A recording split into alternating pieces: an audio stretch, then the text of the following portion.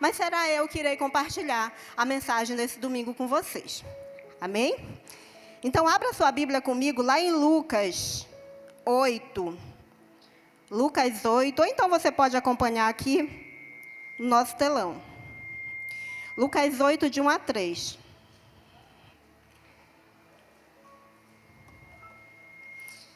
O tema da nossa mensagem hoje é mulheres cheias da graça de Deus. Quem é uma mulher cheia da graça de Deus aqui?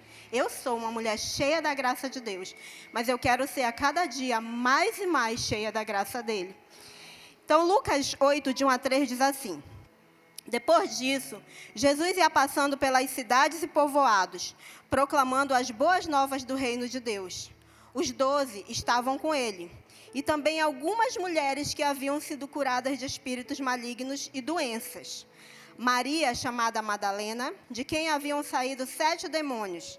Joana, mulher de Cusa, administrador da casa de Herodes. Susana e muitas outras. Essas mulheres ajudavam a sustentá-lo com os seus bens. Feche seus olhos que nós vamos orar por essa palavra. Pai querido, em nome de Jesus, nós apresentamos diante do Senhor essa mensagem, Pai, que foi compartilhada ao coração do meu esposo, me trouxe como alguém que vai compartilhá-la em palavras com a igreja. Pai, que o Senhor possa usar essa mensagem para edificar as nossas vidas, Pai querido. Usa a minha vida como canal de bênção e usa a vida dos meus irmãos, Pai, como um campo fértil onde essa semente vai ser plantada. Em nome do Senhor Jesus, meu Pai, que o Senhor possa falar conosco através dessa mensagem, meu Deus, em nome de Jesus. Quem acredita nisso, diga amém. Amém, glória a Deus. Irmãs, as mulheres, elas exerceram um importante papel no ministério de Jesus. Nós vamos ver referências a muitas mulheres no ministério de Jesus, que estavam com ele no decorrer da sua caminhada, no início da sua caminhada, no momento que ele foi crucificado, no momento que ele foi sepultado, no momento que ele ressuscitou, nós temos mulheres que andavam com o nosso Senhor. E aqui eu vou falar de algumas mulheres que foram tão importantes nesse ministério do nosso Salvador. Amém? Essa primeira que eu falei, Maria Madalena. Quem já ouviu falar dessa mulher? Maria Madalena. Tem muitas pessoas, né, que receberam esse nome em homenagem a essa mulher que andou com o nosso Salvador. Você sabia que Madalena não era seu sobrenome?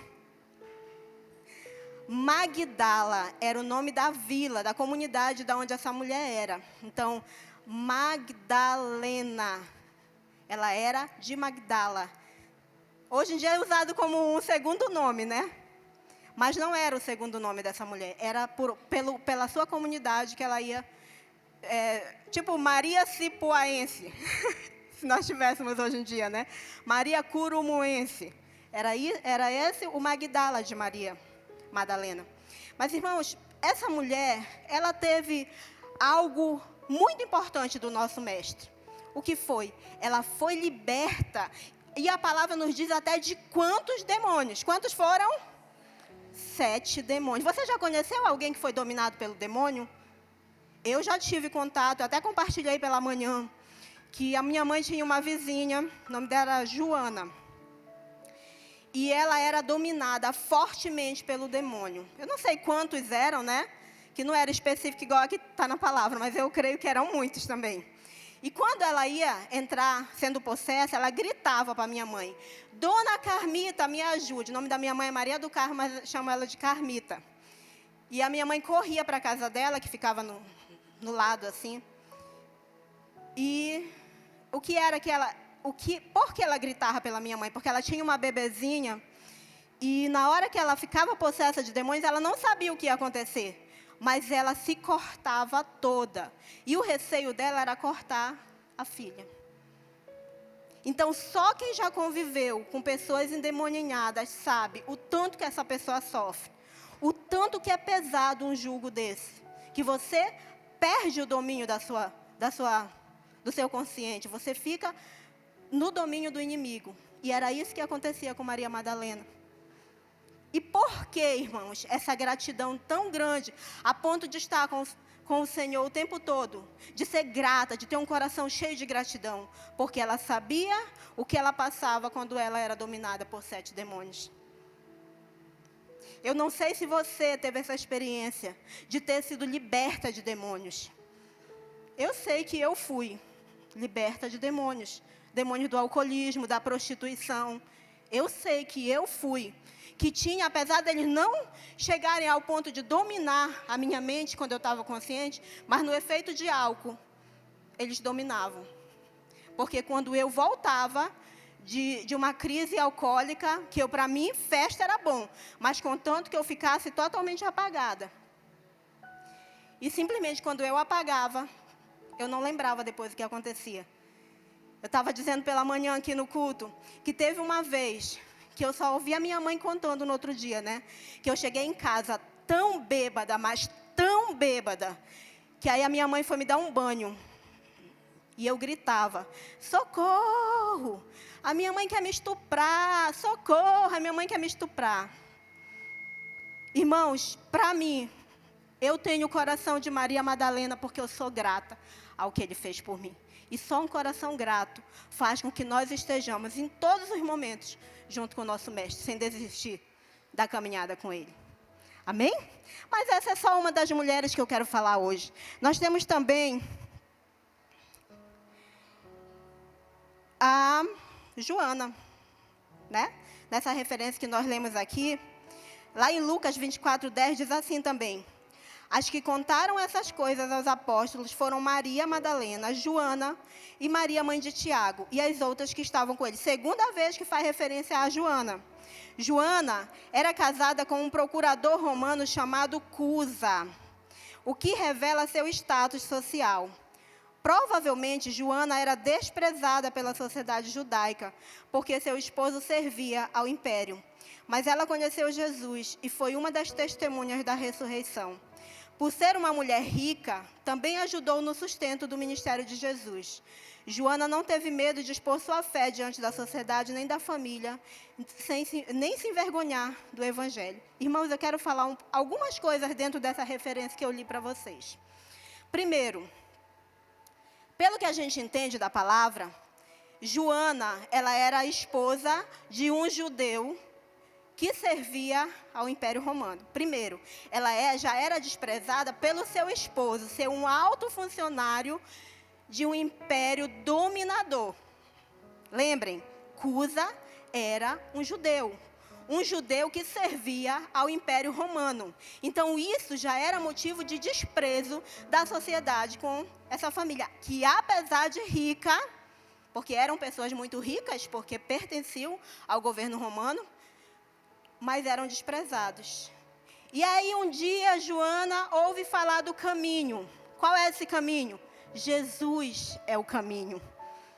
E ela recebe no coração, como cada um de nós aqui, eu creio que tem poucos aqui nessa noite, que não fizeram uma decisão por Jesus ainda. Mas ela recebe no seu coração o chamado para seguir esse caminho. E o que acontece? Ela era desprezada por ser esposa de um traidor do seu povo. E agora ela é desprezada também por seguir a Jesus, por seguir ao caminho. Quantos de nós já não fomos desprezados pelos nossos familiares por servirmos ao caminho, por seguirmos ao caminho de Jesus? Tu é louco? Como que tu vai fazer essa escolha? Nós todos somos de tal religião. Como que tu vai sair agora e vai dizer que tu vai seguir esse outro caminho? Isso aconteceu com Joana também. E agora imagina, apesar dela com certeza ser desprezada pelo seu povo, mas ela frequentava as altas rodas da sociedade. Tanto dos judeus quanto do povo romano. Ela era uma mulher rica. E com certeza, naquela época, irmãos, ela foi desprezada também por toda a sociedade. Só que ela decidiu, eu não vou retroceder, eu não vou voltar atrás. Eu vou continuar seguindo esse caminho, porque eu sei que esse caminho é o caminho verdadeiro. Então, ela toma como objetivo de vida apoiar o ministério de Jesus com tudo que ela tem. Lembra? Eu falei que ela era rica, né? E ela apoia Jesus e o seu ministério.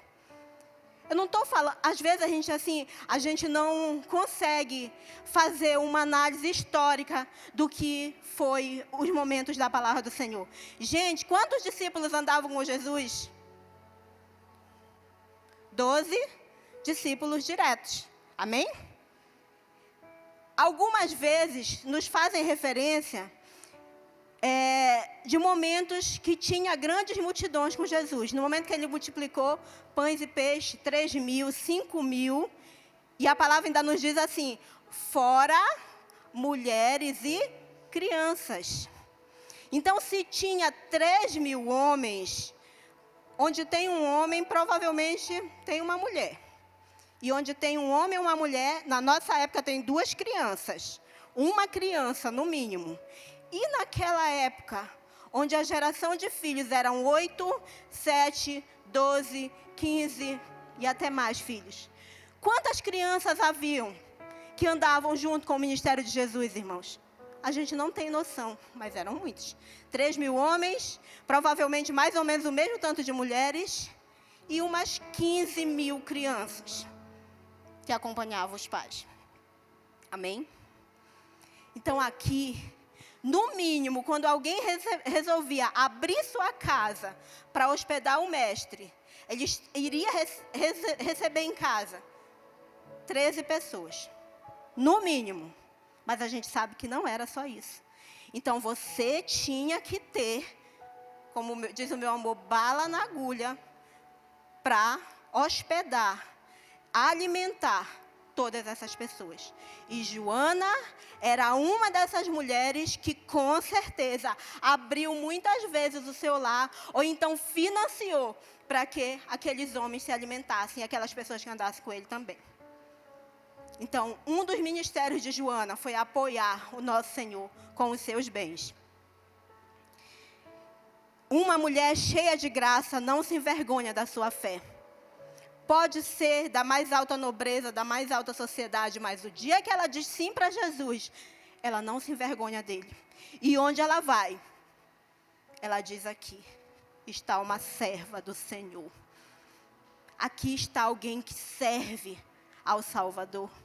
Alguém que anda nos seus caminhos e não se envergonha deles. E Joana era uma mulher dessas. Amém? Nós temos uma terceira mulher que andava com Jesus, da qual a Bíblia nos fala. Essa é a Susana. Ela é outra mulher citada em Lucas 8:3, que possivelmente seria do mesmo grupo social de Joana, visto que dedicou seus pertences para colaborar com o ministério de Cristo. Talvez essas mulheres faziam alimentos para servir ao mestre e seus discípulos, ou também lhes hospedavam, assim como Joana. Susana provavelmente era uma dessas mulheres. Uma mulher cheia da graça dedica tudo o que tem para Deus. Uma outra mulher que nós temos, irmãos, Maria, irmã de Lázaro. Lá em Lucas 10:39-42 diz, Maria, sua irmã, ficou sentada aos pés do Senhor, ouvindo-lhe a palavra.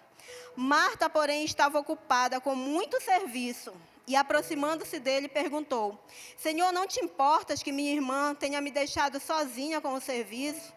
Dize-lhe que me ajude. Respondeu o Senhor, Marta, Marta, você está preocupada e inquieta com muitas coisas. Todavia, uma é necessária, apenas uma é necessária. Maria escolheu a boa parte e essa não lhe será tirada. Jesus está fazendo um incentivo à preguiça, irmãos, aqui? Não. Ele sabia o tempo que ele passaria entre nós. E ele sabia que aqueles momentos que ele teria com Maria seriam poucos. Eu estou dizendo que a gente tem só que adorar, só que orar? Não. Tem só que estar o tempo todo buscando? Não. Nós precisamos servir como Marta também serviu. Mas nós precisamos nos colocar ao pé do Mestre para buscar aquilo que ninguém pode nos tirar. Maria estava recebendo naquele momento algo que ninguém poderia tirar dela, que era estar adorando aos pés do Mestre. Então, nós precisamos, sim, ter esse papel de Maria. Não falo só para mulheres nessa noite, irmãos. Eu falo para os homens também. Nós precisamos ser cheios da presença do Senhor. Nós precisamos nos achegar a Ele como se nunca mais fosse acontecer aquele momento. Nós precisamos tirar tempo para estar com Ele. Olha, aqui no templo nós temos oração 6 horas da manhã. Hoje até foi dito pela manhã que amanhã, se não estiver chovendo pela manhã, o pessoal vai estar orando aqui das 6 às 7 da manhã. Todos os dias nós temos oração aqui no templo, das 6 às 7, com exceção de terça-feira, que é Tadel. Então, a igreja está aberta para nós buscarmos ao Senhor. Ninguém pode dizer assim, mas na igreja, na pastoral, ninguém busca ao Senhor. Nós buscamos ao Senhor, coletivamente aqui no templo. Mas é nossa obrigação buscar o Senhor no individual, no interior do nosso quarto. Se não der para você estar aqui no templo buscando ao Senhor, você precisa tirar um tempo, porque senão a nossa fé se torna algo vazio, irmãos. Algo sem sentido. Você vai se afastando do Senhor que você nem percebe. Nós precisamos ter esse coração de Maria. Um coração que ama a presença do Senhor. Um coração que anela. Que ela sabe que ela está sendo necessária na cozinha. Porque, como eu disse, tinha uma comitiva com Jesus. Aquelas pessoas precisavam se alimentar. Mas ela escolheu estar com Ele naquele momento. E isso Jesus disse que não seria tirado. Então escolha o momento do seu dia para estar com Ele. Tire 5 minutos inicialmente e vá aumentando esse tempo. Você vai ver que com o passar do tempo isso vai se tornar pouco. O tempo que você tirar, por mais grandioso que seja, ainda vai ser pouco, porque parece que quando a gente se afasta assim, de tirar um tempinho com o nosso Senhor no nosso dia, a vida vai ficando tão pesada, vai ficando tão sem graça, você vai ficando tão sobrecarregada. Eu não sei se acontece com você, mas comigo acontece. Se eu não tirar, irmãos, momentos do meu dia para estar com o Senhor, se eu passar dias assim afastada, de ter intimidade com Deus, a minha vida vai ficando sem graça, a minha vida vai ficando sobrecarregada, a minha vida vai ficando sem sentido, porque é a proximidade com Deus, essa proximidade de Maria, que faz a nossa caminhada valer a pena com o Senhor. Amém? A amizade de Jesus com a família de Lázaro, Marta e Maria, era diferenciada. Ele não tinha eles como discípulos, ele tinha eles como amigos. Eles eram amigos mais chegados que irmãos. Eram pessoas queridas que, quando ele passava ali pela proximidade da casa deles, ele ia visitá-los. Eram pessoas muito amadas por ele. Maria se destaca por seu amor ao Mestre, se derramando aos seus pés com suas lágrimas e ungindo a Cristo. Lá em João 11, 2 e 12, 3, nós vamos ver essa referência. Irmãos, uma mulher cheia de graça, ela está aos pés do Senhor, tendo uma vida de devoção, oração e adoração ao Senhor. Mas nós temos também Marta. O exemplo de Marta tem sido tratado de forma negativa, mas, na verdade, ela estava bem intencionada, tentando servir ao Mestre Jesus como podia, preparando uma ceia para agradar ao Senhor. Marta é um exemplo de mulher lutadora e dedicada. Aqui nós temos várias Martas. Se você está envolvido em algum ministério na igreja, você é uma Marta. Amém? Cenografia, Paz Kids, mídia, louvor, atmosfera, Paz Coffee. Nós temos tantos ministérios aqui que precisam de Martas. Se você sente o chamado de servir ao Senhor aqui no templo, procure uma dessas lideranças, para que Marta não esteja tão sobrecarregada, para que Elisete, Ligiane, Hannah, Cristiane, Rose não estejam tão sobrecarregadas a ponto de chegar com o Mestre. Senhor, elas estão orando muito, pede que elas me ajudem. Nós temos muitas mulheres que servem no templo, irmão, que servem aqui juntos, para que esta obra venha a funcionar, para que você possa cultuar o Senhor aqui, sentadinha, se você é mãe. Se você não quis deixar seu bebê lá embaixo, amém. Mas se você quer, nós temos uma sala que oferece a palavra para ele dentro da sua idade, dentro da sua faixa etária, onde ele vai receber aquela palavra e ela vai sendo amadurecida na sua mente a ponto dele entender mais tarde E quando ele estiver adulto, ele vai estar sentado aí, igualzinho você, adolescente, ouvindo e recebendo e entendendo aquilo que está sendo pregado aqui. Porque muito pequenininho ele não vai entender. Ele vai estar correndo aqui, tirando a atenção daqueles que querem prestar atenção nesta palavra que está sendo ministrada aqui.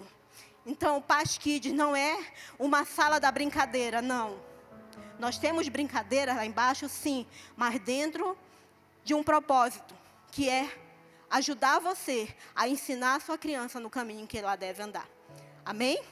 A mídia, ela é a alma aqui da nossa mensagem. Ela que está jogando os slides, ela que está providenciando todo o necessário para que os nossos eventos sejam jogados nas mídias, aqui mesmo na igreja, durante as nossas programações. O louvor, você já sabe, eu não preciso nem explicar para você, que é ele que nos ajuda a entrar em comunhão, a buscar adorar o nosso Deus. A cenografia é que ambienta aqui os espaços, para que fique tudo bonito, né? Que a gente possa ter um lugar de harmonia, um lugar gostoso para nós congregarmos. Eu não vou falar de todos os ministérios, porque talvez eu até esqueça alguns. Mas tem o Amor em Ação. Você conhece o Amor em Ação? Que é aquele que vê as necessidades daqueles que estão chegando, dos nossos irmãos que estão passando por uma dificuldade e providencia uma cesta básica, providencia uma visita de oração na casa daqueles que estão passando por necessidades. Então, nós temos tantos ministérios e muitos envolvem Martas aqui na igreja. Martas com o coração de Maria. Aquelas que trabalham, mas que não abrem mão de estar buscando a presença do Senhor. Amém? Então, se você quiser se juntar a algum desses ministérios, está feito o convite para você. Tem líderes que são homens aqui na igreja, que você pode procurá-los também. E tem muitas lideranças que são mulheres. São Martas mesmo, do campo de batalha. Então, irmãos, uma mulher cheia de graça, ela serve a Deus de coração.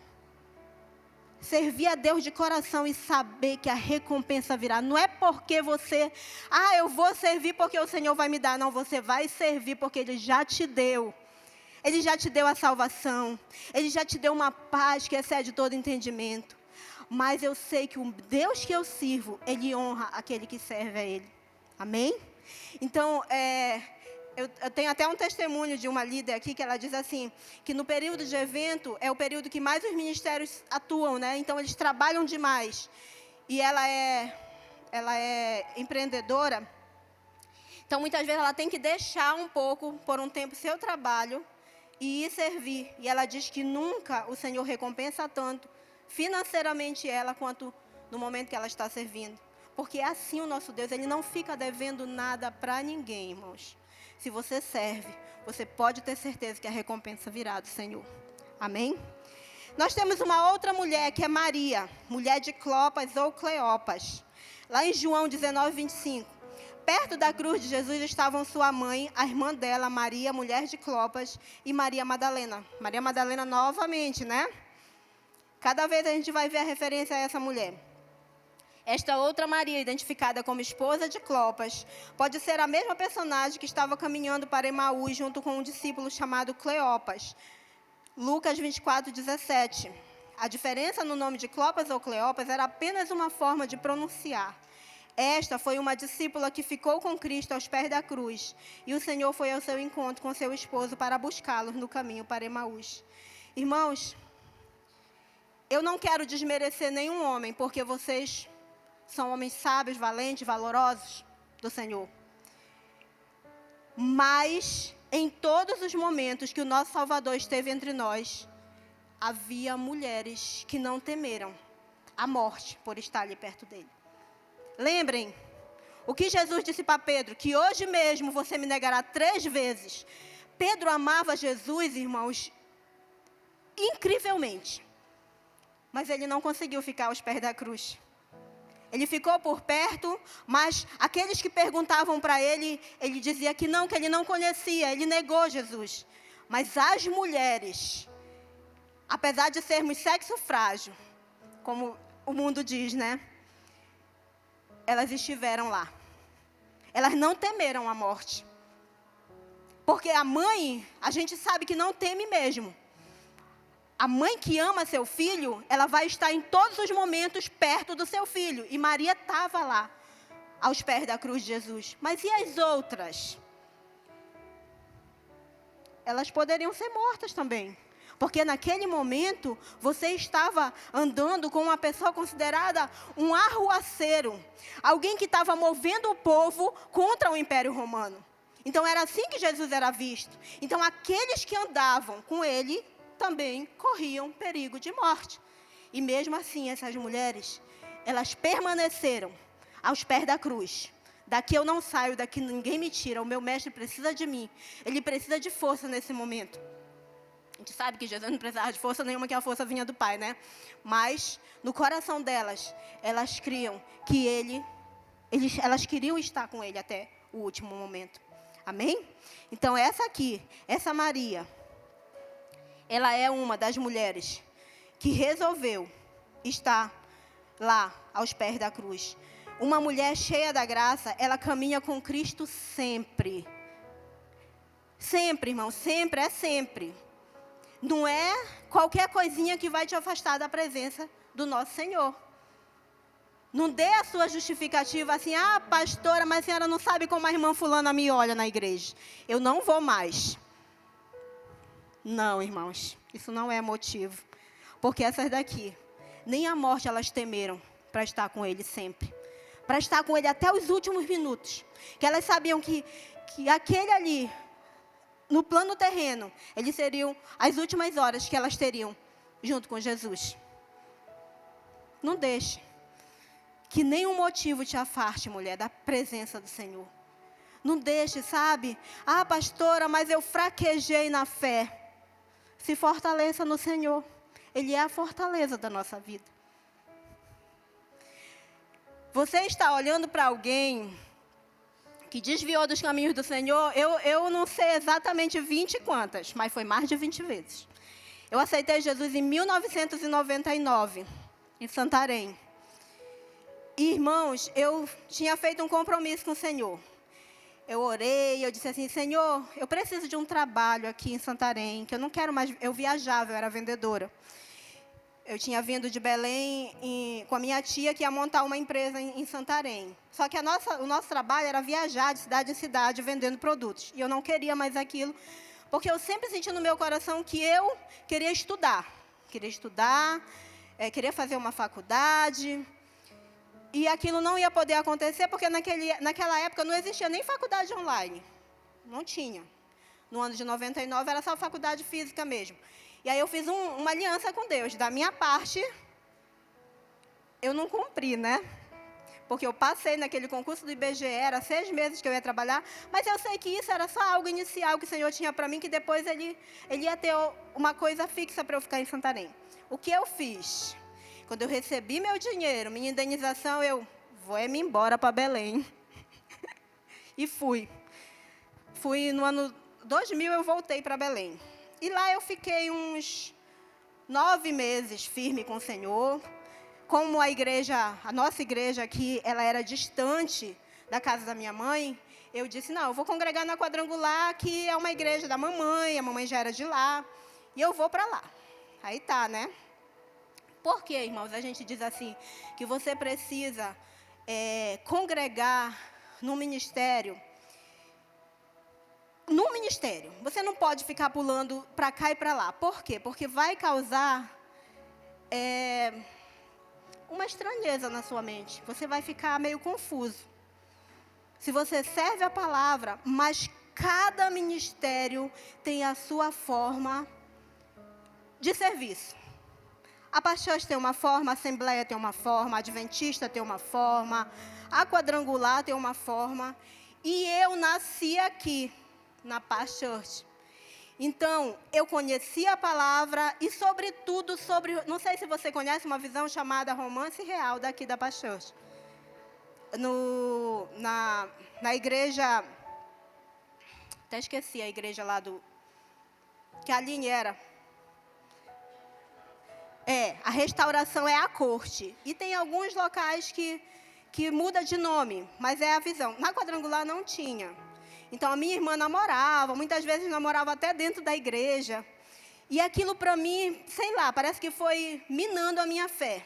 Eu não acreditava daquela forma. Eu acredito firmemente que os jovens da nossa igreja, eles devem esperar no Senhor, mesmo que já tenha alguém no coração, mas orar por aquela pessoa, até que o Senhor venha preparar para que eles estejam se casando. Eu acredito do fundo do meu coração que o Senhor, Ele quer pureza de nós, quer santidade e tudo. É dessa forma que eu creio. Então ali, foi meio que a desculpa que eu usei para voltar para o mundo. Foi essa a desculpa que eu usei. Aqui não, aqui eles não buscam santidade para namoro, aqui namoram. E aí eu fui esfriando para o Senhor. Né? Satanás, ele não te derruba de um dia para o outro, irmãos. Ele vai trabalhando gradativamente para nos derrubar. E aconteceu isso comigo. Então, com menos de um ano, servindo ao Senhor lá em Belém, eu desviei. E, como eu disse, eu desviei, mas meu coração pertence ao Senhor. É na presença dEle que eu me sinto bem. É buscando a Ele. Sem Ele eu não sou nada. Eu sabia disso. Então eu saía, ia para as festas, ia para o mundo. E quando chegava no domingo eu ia para a igreja. E aí eu dizia, eu até compartilhei isso no encontro que nós tivemos aqui. Que tinha a liturgia do culto, né? Que eu já até reinaugurei uma nova liturgia. Louvor, adoração, oferta, e a irmã Alce vai lá na frente se reconciliar. Então, já fazia parte da liturgia do culto isso. Mas, irmãos, tem mais de 20 anos que eu sirvo ao Senhor firmemente. Que eu decidi permanecer nesse caminho. Mas por que aconteceu isso? Porque eu tive um relacionamento tão íntimo com o Senhor que eu não posso dizer, não foste tu que fizeste, porque eu sei que foi Ele. Eu já tive conversas íntimas com Ele a ponto de outra pessoa falar para mim aquilo que só eu sabia. Eu já tive experiências com Ele, dele me trazer curas que eu sei que não foi a medicina, que foi Ele.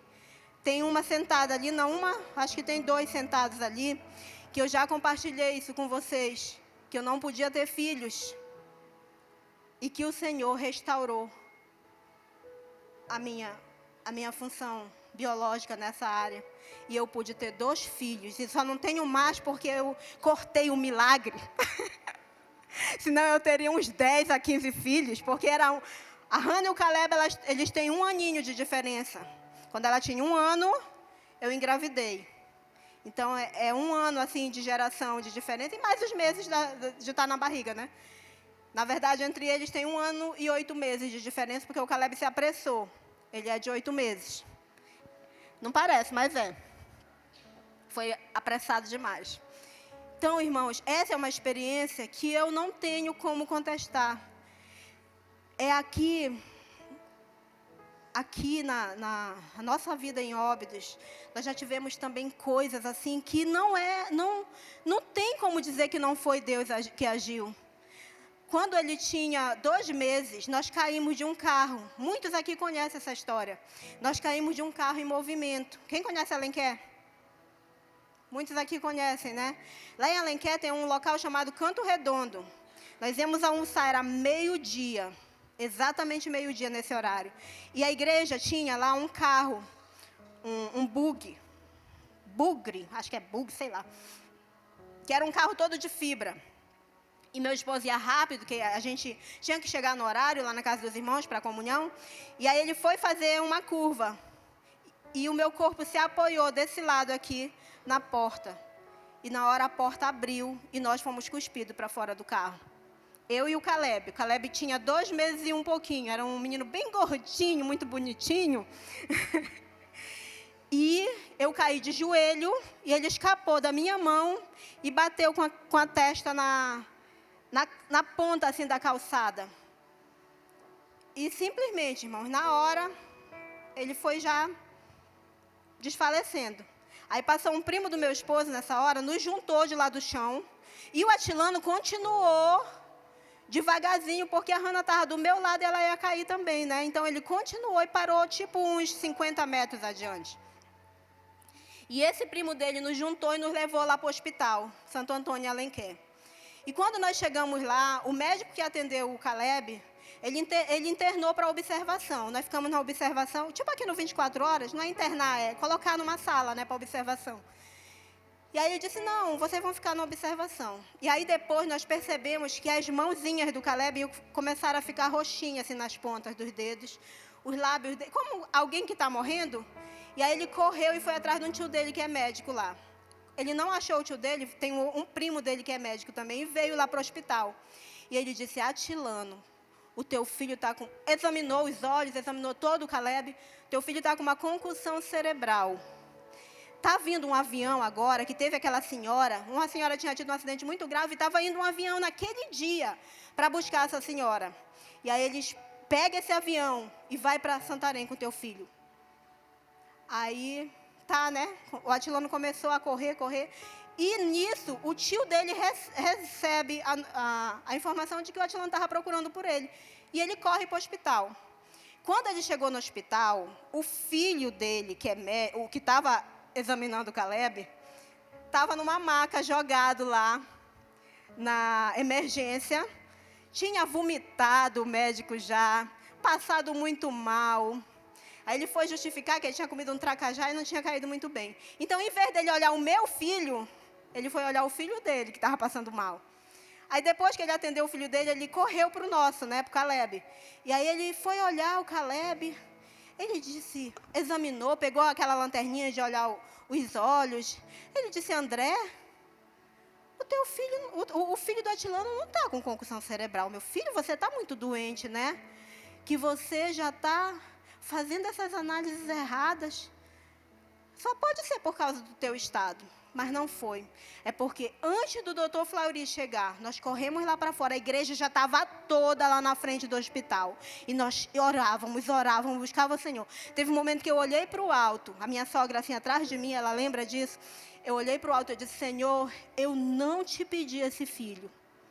Eu nem sabia. Eu fui descobrir que eu estava grávida do Caleb. Eu já estava com vários meses também, igual a da Hannah. Eu não te pedi esse filho. Mas agora eu te peço, não leva meu filho. E foi quando o doutor Fleury chegou, que ele foi examinar o Caleb, e o Caleb chorou e voltou. Então, irmãos, as nossas experiências com Jesus, por que eu contei essa história tão longa? Porque as nossas experiências pessoais com Jesus são aquelas que nos mantêm no caminho com Ele. Essas mulheres que andaram com Ele, elas não poderiam se afastar dele, porque elas tiveram as suas experiências com Ele. Então, o que vai te manter no caminho são as tuas experiências com o Senhor. São os milagres, grandes ou pequenos, que Ele vai estar operando na tua vida a cada dia. Amém? Nós temos também Maria, a mãe de Tiago. Marcos 16:1.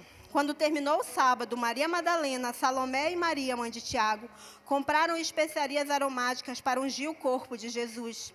A outra Maria, diferenciada por ser mãe de Tiago, foi uma das mulheres que ajudaram no sepultamento de Jesus. Ela também ficou aos pés da cruz até o fim e foi uma das testemunhas que anunciaram a ressurreição de Jesus. Essa Maria pode ser também a mãe de Jesus, porque diz que ela era mãe de Tiago e de José. E Jesus tinha 2 irmãos chamados Tiago e José. Amém? Sendo assim chamada de mãe de Tiago e José. Depois da morte de Jesus, sendo diferenciada da mãe de Tiago, filho de Zebedeu. Uma mulher cheia da graça segue com Cristo até o fim. Lembram que eu falei aqui, durante a mensagem, que elas não poderiam abandonar Jesus, porque elas sabiam que aquelas eram as últimas horas que ele estaria com elas? Mas nem depois de morto elas abandonaram. Porque no sepultamento dele, elas estavam lá, ungindo, preparando o corpo dele, colocando as especiarias, porque naquela época, quando uma pessoa morria, ela era enrolada em lençóis limpos, ela era colocada aquelas especiarias da época, mirra, bálsamo, para que, principalmente aquela pessoa que era amada, como Jesus era amado por elas. Então, elas prepararam o corpo do Senhor para passar pela morte, amém? Uma mulher cheia da graça, ela não abandona o seu Senhor. E uma última mulher que eu quero falar para vocês, mulheres cheias de graça, é de Salomé. Não aquela uma, né? Mas essa Salomé aqui. Marcos 15:40 diz assim: algumas mulheres estavam observando de longe. Entre elas estavam Maria Madalena, Salomé e Maria, mãe de Tiago, mais jovem, e de José. Salomé é outra mulher que provavelmente seria do mesmo grupo social de Maria Madalena, Susana e Joana. Ela foi uma das que fizeram a preparação para o sepultamento de Jesus. Enfrentou as dificuldades diante dos soldados romanos e cumpriu o serviço a Cristo até depois da sua morte. Uma mulher cheia de graça, ela não teme nada, porque confia no seu Deus. Nós somos carne, irmão. Carne cheia de medo, tristezas, angústias. Essas mulheres não eram diferentes de nós. Elas tinham os mesmos medos que nós temos. Eu estava compartilhando pela manhã que ano passado eu li, a Bíblia toda. E esse ano eu estou lendo novamente, começando pelo Novo Testamento. E eu estou em Atos. Por isso que você vê, de vez em quando eu postando coisa de Atos dos Apóstolos lá no grupo das mulheres, daqui da igreja.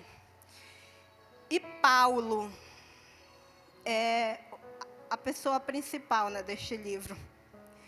A gente vê Paulo passando por tantos lugares, com perigo de morte, sendo espancado em prisões.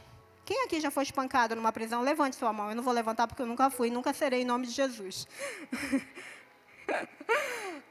Mas nenhum desses homens valorosos aqui também passou por isso, para defender a causa de Cristo. E às vezes, coisas tão pequenas têm nos afastado dele.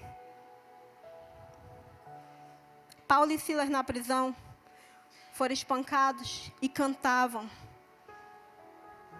Às vezes a gente não consegue cantar passando por um pequeno problema. A vontade é ficar pelo meio do caminho e desistir.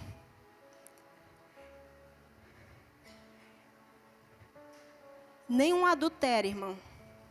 Irmã querida, não permita que nem se você tiver passado por essa maldição chamada adultério, se isso te afaste do Senhor. Venha para Ele. Clame pela misericórdia, pela graça derramada sobre a sua vida e continue sua caminhada.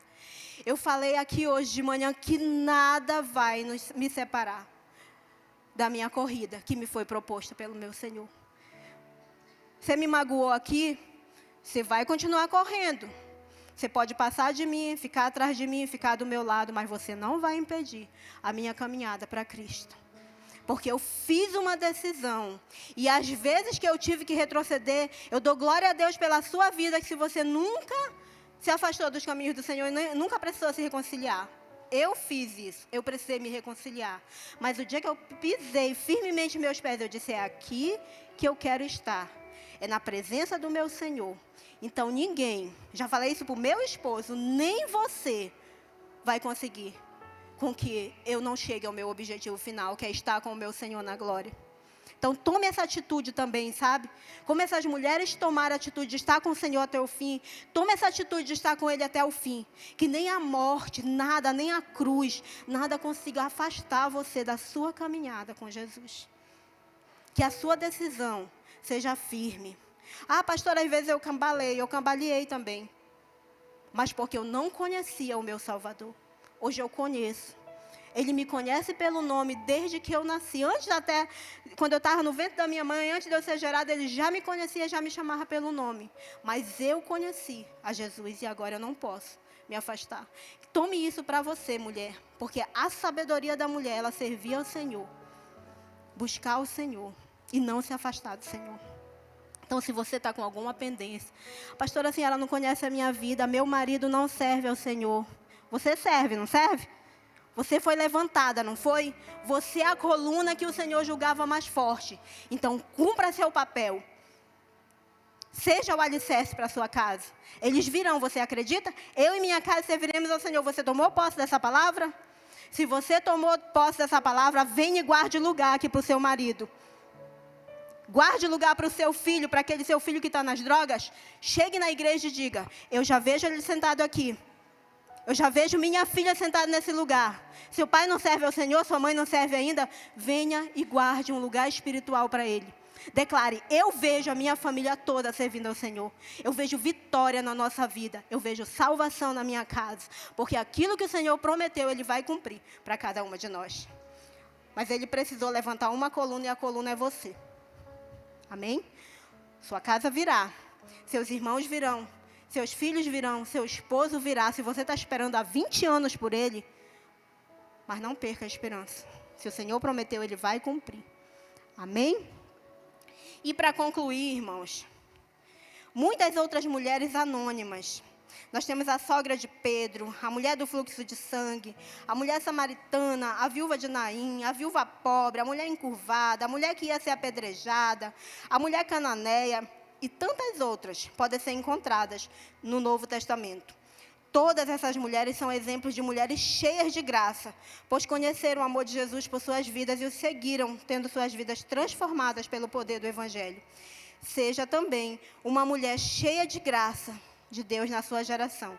E veja o amor e o cuidado que o poder do Senhor Jesus na sua vida até o fim. Você é uma mulher cheia de graça. Você é uma mulher separada. Você é uma mulher que o Senhor olhou lá de cima e disse: essa é uma das minhas. Ela estaria comigo aos pés da cruz, preparando o meu corpo. E na minha ressurreição, tome posse de que você é uma dessas mulheres. E se você ainda não se considera, vamos levantar, vamos ficar de pé que nós vamos orar por isso. Se você é homem de Deus, em apoio a essas mulheres, você vai clamar junto com elas, para que aquilo que o Senhor tem para fazer, Ele cumpra até o fim. Amém? Feche seus olhos. Eu não sei o que você tem para colocar diante de Deus. Às vezes a gente olha para a pessoa e a gente nem vê o tamanho do problema. Mas o nosso Deus sabe, mas Ele quer que você expresse em palavras aquilo que você quer dEle. Amém? Então, coloque diante dEle: papai, é isso aqui. Amém? Pai, em nome de Jesus, Senhor, eu coloco diante do Senhor essa igreja. Uma igreja que tem mulheres santas, mulheres que têm buscado o Senhor. Porque santidade é querer estar contigo, Pai querido. É se afastar das coisas que nos impedem de nos aproximarmos de Ti. E eu coloco cada mulher dessa diante do Senhor.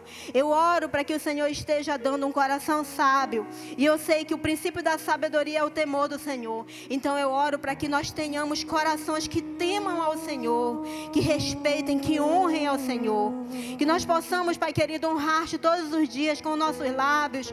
Com as nossas orações, como Maria fez. Com o nosso serviço, como Marta fez, com nossos bens, como fez Suzana, como fez Joana, com cada uma dessas mulheres que andou contigo, Pai, com a nossa fé, como fez a mulher do fluxo de sangue, que tu disseste: alguém me tocou porque de mim saiu o poder, e ela disse: fui eu que te toquei, Senhor. Eu te toquei porque eu precisava do meu milagre. Eu não sei qual é o milagre que a minha irmã precisa nessa noite, mas o Senhor sabe, Pai. E segundo a tua vontade, eu oro para que seja concedido o milagre da minha irmã. Eu não sei se é a cura de alguém, eu não sei se é, Pai, mudança de caminhos na vida de algum familiar. Mas tu sabes, meu Pai, porque tu conheces até os nossos pensamentos. Tu sabes quantos cabelos tem da nossa cabeça, Pai querido. Porque tu contaste cada um deles.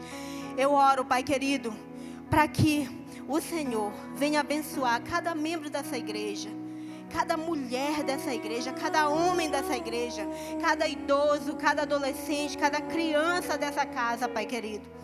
Pai, eu oro, como eu sempre digo para o Senhor, que o Senhor nos dê um coração abençoador, um coração generoso, porque generosidade produz generosidade, Pai querido. Generosidade para com o nosso próximo produz generosidade do Senhor para conosco. Em nome de Jesus, Pai, eu declaro sobre a vida dos meus irmãos, que segundo a Tua vontade, Pai, que o Senhor está ouvindo a oração de cada um, seja oração colocada para fora através de palavras, seja oração nos seus pensamentos, Pai querido, mas que eles tenham íntima e profunda comunhão com o Senhor, meu Deus, em nome de Jesus.